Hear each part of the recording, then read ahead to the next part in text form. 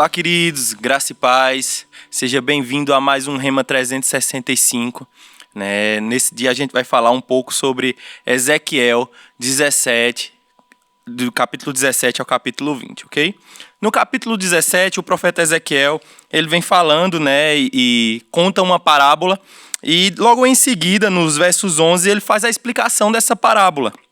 E aí no verso 11 especificamente, 13, fala assim: firmou um tratado com membros da família real e os obrigou a jurar lealdade. Ele está falando aqui do rei da Babilônia com o povo de Israel, onde eles fecham um tratado, e o povo de Israel ele vai para a Babilônia durante um período. Só que nos versos seguintes, no verso 15, ele relata que as pessoas que estavam à frente, a liderança, a frente de Israel, ele se rebela contra a Babilônia. E como nós estudamos no Rema, como você vai estudar no Rema, você vai ver que uma das coisas que Deus ele tem um cuidado de guardar é as alianças estabelecidas. Então, nós observamos a importância de uma aliança feita entre Deus e o homem, ou de homens para um com os outros, E aí ele vê que ele se rebela. E aí no verso 15, no final, ele fala: acaso Israel pode deixar de cumprir os tratados que fez sobre juramento e ficar impune? No verso 16, ele retrata: tão certo como eu vivo, diz o Senhor soberano, o rei de Israel morrerá na Babilônia, a terra do rei que o colocou no poder e cujo trato ele desprezou e quebrou. Então ele vai falando sobre isso, e no verso 22, lá no capítulo 22, ele vai trazendo um renovo para Israel. Após esse período de palavras contra o rei de Israel, porque ele havia se rebelado, havia quebrado essa aliança que ele tinha feito, mesmo no período que ele estava cativo, que a gente vai vendo nas parábolas, ele se tornando cativo, ao reino da Babilônia. No verso 22 fala assim: assim diz o Senhor soberano, pegarei um ramo da ponta de um cetro alto e plantarei no topo do monte no monte elevado de Israel. Quando você enxerga a parábola lá no início, você vê ele falando sobre uma águia, uma parábola da videira e da águia.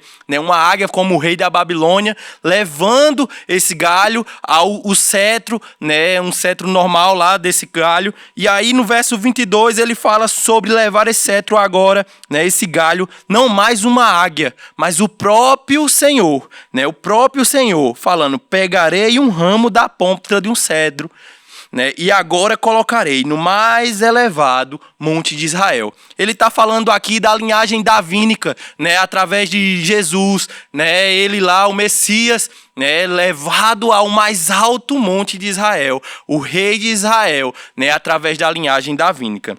No verso 18, no capítulo 18, ele começa a falar no verso 2, um provérbio muito interessante que o profeta Ezequiel ele levanta e fala assim nesse provérbio: os pais comerão uvas azedas, mas os dentes dos filhos é que estragarão. Se nós observarmos em Jeremias também, 3:29, também relata o mesmo caso. Ou seja, o povo lá de Israel, eles estavam com constantes provérbios ou falas que não condiziam com aquilo que a palavra de Deus deixava claro para aquele período.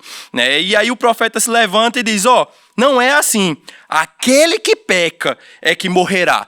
E aqui a gente quebra aquilo sobre maldição hereditária, de que o pecado do pai passa para o filho, ou o pai tem que pagar pelo pecado do filho. O profeta Ezequiel ele deixa claro aqui que não é isso, nem naqueles tempos, nem nos tempos de hoje.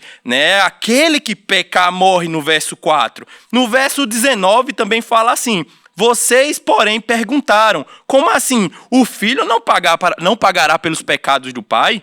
Não, pois se o filho faz o que é justo e certo e guarda meus decretos, ele certamente viverá. Então nós enxergamos aqui a palavra de Deus falando através do profeta Ezequiel, de que não é assim. Se eu peco, o meu pecado não vai ser passado para o filho.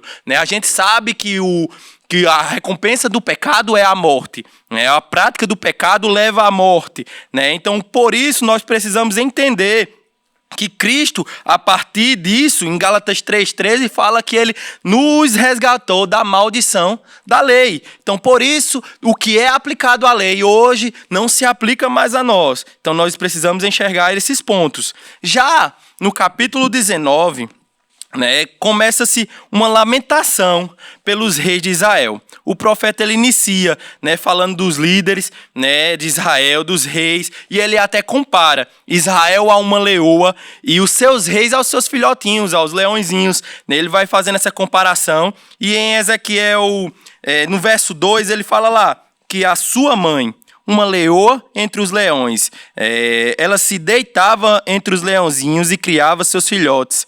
Criou um deles para se tornar um leão forte, e ele aprendeu a caçar e a despedaçar a presa e se tornou devorador de gente. Lá no final, no verso 5, ele fala, né, no verso 4, no final, ele fala, com os ganchos ele será levado para a terra, e foi para a terra do Egito. Esse rei, ele vai sinalizando alguns reis nessa parte, e esse rei aqui, um rei de Judá, ele foi levado a essa terra, e nessa terra ele também foi ceifado, ele ficou por lá, ele foi cativo lá, né? Aí no verso 5 ele vai levantando a esperança de um outro filhote, de um novo rei em Israel, e aí ele fala que sua esperança por ele estava perdida, pegou outro filhote e o ensinou a ser forte. No verso 8 ele vai retratando, então o exército das nações os atacaram e os cercaram por todos os lados, lançaram uma rede sobre eles e apanharam na cova que lhes prepararam. Com o gancho arrastaram para a jaula e o levaram ao rei da Babilônia, e eles manteve preso. Isso aqui a gente já está retratando um novo rei de Israel, que também ficou preso, né? Lá ele foi preso na Babilônia, então ele passa por esse período, né? E esse rei, ele nunca mais teve sua voz ouvida por Israel. Já no verso 14, e talvez seja a parte-chave para trilharmos hoje, nós enxergamos no verso 14 falando: de seus ramos saiu fogo e consumiu o seu fruto. Quando a palavra aqui ele vem dando uma outra parábola da videira, ele fala sobre esse fogo que é consumindo os frutos, que sai dos seus ramos, né? A videira como Israel, os seus ramos como os reis, e um de seus reis, né? Esse trecho aqui também retrata um incêndio lá em Jerusalém.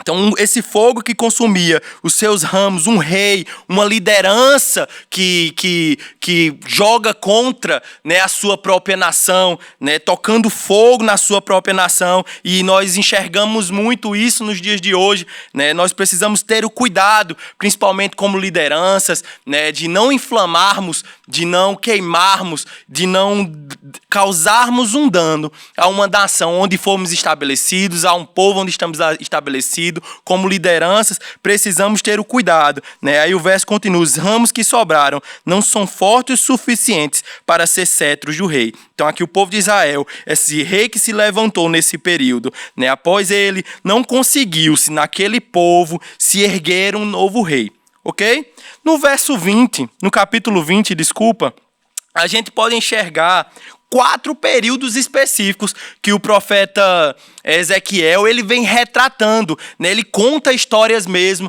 para aquele povo, para aquelas pessoas, para que eles possam se lembrar dos seus antepassados. E aí ele vem retratando, né, em 4 períodos: o período de Israel no Egito, o período de Israel no deserto, o período de Israel quando eles estavam na terra prometida, e os dias, né, do profeta Ezequiel é retratado nesse povo. Mas nós podemos enxergar algo significativo durante o texto do capítulo 20 de Ezequiel, que é sempre enxergando a graça de Deus, né, de uma forma cronológica dentro de todos esses acontecimentos. A graça de Deus, né, assistenciando aquele povo, a rebelião daquele povo, né, assim como nos seus antepassados, eles vão contra aquilo que a palavra, o que Deus tinha planejado, o que Deus tinha traçado para aquele povo. Após isso, há uma ameaça de julgamento contra aquele povo, e logo após essas ameaças de julgamento, por compaixão. Deus por compaixão ao seu nome. Por quê? Porque quando Deus ele faz uma aliança com o povo de Israel, ele não pode mais quebrar uma aliança. Diferentemente do homem que quebrou, como enxergamos, o povo de Israel quebrou a aliança, a liderança de Israel no capítulo 17. Aqui não, Deus ele não quebra a aliança e por conta disso, a compaixão dele demonstra amor por conta do seu nome. Ok? Então, é basicamente isso que temos para hoje. Aproveita aí, curte, compartilha o link e seja edificado. Deixa aqui nos comentários aquilo que você entendeu, que você deseja compreender e que você compreendeu sobre esse texto para outras pessoas poderem ler e serem abençoadas também.